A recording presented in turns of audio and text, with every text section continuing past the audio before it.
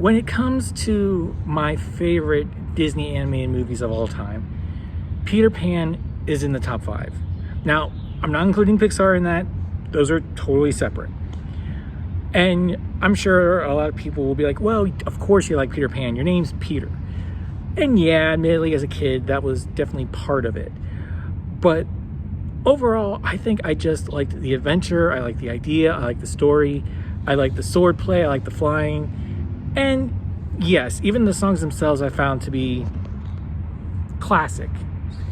And now that I'm grown up, I still love it. But I think part of the reason is also because of the stories that I'm told about how I was as a kid revolving around that film. Especially just getting or having it to own to watch whenever I wanted. But the other thing is, when they did Return to Neverland, I wanted to see that on the big screen too. Admittedly, when that came out, I was much older and felt kind of weird. I mean, I was the only person, well, me and my mom were the only people in the movie theater at that time. But yeah, that one doesn't stand up as well. Anyway, so I was actually interested in watching this newest adaptation from Disney on Disney Plus, Peter Pan and Wendy. So I checked it out over the weekend it came out, and it was interesting. I mean, I've been thinking about how I feel about it, my thoughts on it, what I liked, what I didn't like. And the whole time there was something that I'm like, I can't quite put my finger on it. But overall, I thought it was a good movie. Overall, I enjoyed it for the most part. But there was just something about it that I couldn't quite put my finger on about what is it that I don't like, or what is it that isn't grabbing me? And I think the answer actually is pretty simple. It's not as magical as the animated movies. It's not as magical as the story of Peter Pan that I've grown up with, the one that I like, about a boy who stays young forever, fights pirates, can fly, has all these adventures. Though, thinking about it now, they do touch on that a little bit in an interesting way in the movie itself. But with that out of the way, and not thinking about that, and thinking about the movie itself, I do say, overall, the performances were great. I thought Jude Law was a really good Captain Hook. I thought the young actor who played Peter Pan was good. Wendy, the actress who played Wendy, nailed it. I felt like most of the side characters were, they had some depth, but they could have used a little bit more, I think. I did like the changes they made with Tiger Lily. I thought that was interesting. I like Tinkerbell. That is definitely one of the highlights of this film, I think, is what they do with her. And she starts off kind of like she does in the animated movie, but not as much a brat. And the relationship she develops with Wendy is interesting. It's different. And I actually had a lot of fun with it. And they explain a lot of things. And it's like, okay, so the things you're telling me are definitely going to make me look at the animated movie in a different way. And I also was thinking about, and this version of Peter Pan, if you've watched the TV show Once Upon a Time, you've probably heard of Dark Lord Peter Pan. While this version isn't that dark, doesn't go all the way to that extreme, I can't help but think there is a little bit of that version in here, because this is definitely a slightly darker version of Peter Pan than we might be used to, especially from Disney. It definitely has more of the theories that people have about Peter Pan and who he really is, about the boys that he takes. And there are girls in this, so the lost kids, I guess, but they still call them lost boys. So I feel like they mixed all of them pretty well together. But they do touch on, I like that they touch on Peter's,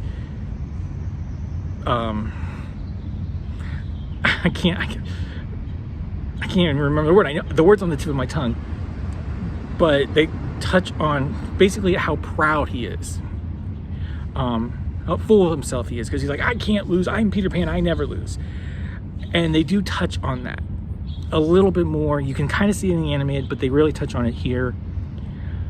And yeah, you do get an interesting backstory for Captain Hook and Peter Pan and their relationship. It wasn't exactly what I predicted they'd do, but it was close. And I feel like if you try to apply it to the animated movie, it might still work a little bit, but this is its own thing, so you got to take it as its own version. Now, they do start it off kind of close to the original. I just have to say, Alan Tudyk, seeing him as Mr. Darling in here was hilarious. Just getting to see him in another quick version or another quick character. I found it interesting the way the one big change that I saw right off the bat, because it comes out right away, it's not Wendy telling these stories, it's her mother, which is kind of interesting. I think that they did that. But so that kind of adds a new layer to it. They definitely add to Wendy. I mean, we've always seen in every version that I can think of, Wendy has always been, you know, she's going to grow up. She's not exactly excited to grow up, but they haven't really dived into what it's like for a child to feel like they're really growing up for the first time. And they do that in a good way here by having it that she's being sent away to boarding school. And then throughout the movie, you know, it touches on being a child, becoming an adult. And I'm probably digging more into it, but it does kind of get the idea of, you know, you can always be a kid, but you also have to be an adult. You don't know what you're missing. And I have to say, yeah, I've definitely done a lot as an adult, a lot of things that I couldn't do as a kid, and I've had a lot of experiences. So this movie really hits on the ideas really well of childhood and adulthood, but also at points maintaining that middle ground, which is what, for me, this channel's all about. Is whether it's nostalgia, fandom, for me, that's what it's all about. So they kind of touch on that here, and maybe I'm looking too far into it.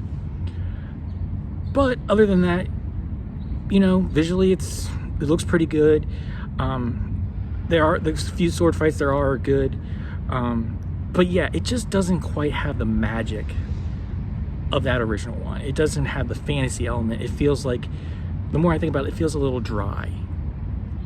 But it's still overall entertaining. It's still interesting, but I do wish, again, that they had gone for a little bit more of the Neverland fantastical feel.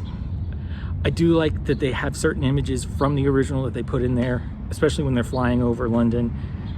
I like how they show you get to Neverland.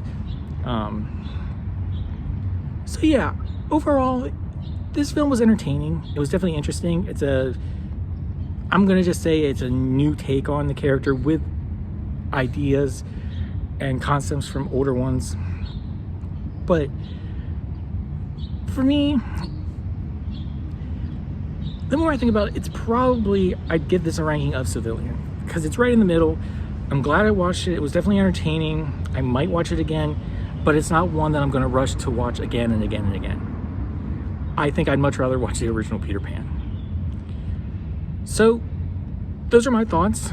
If you like Peter Pan, I'd say go ahead, check it out. But it's not great, but it is definitely entertaining. But what did you think? Have you watched it? Have you not? Do you have no interest? What are your thoughts about this film, this movie? Let me know down in the comments. And don't forget to click that like button, hit that subscribe. Trying to get to 100 subscribers this year. If I get to 100, I'll try to do something. Don't know what it is yet. But as always, remember, enjoy what you love, read what you love, and let's all work for a better fandom. And I'll see you next time.